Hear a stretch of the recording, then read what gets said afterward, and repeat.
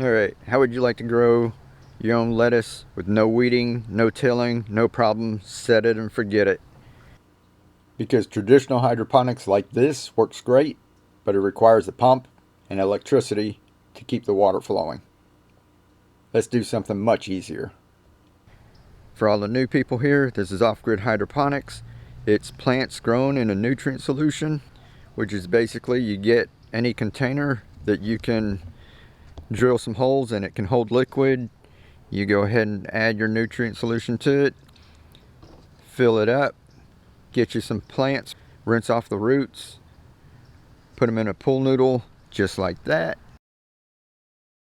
And with the little pool noodle, it's not growing into the pool noodle is just holding it in place, and the roots grow down into the nutrient solution. Then you let it sit there. This one I've filled up once, and that's it. Now we have all this lettuce. Lots more coming. Easy. Set it and forget it.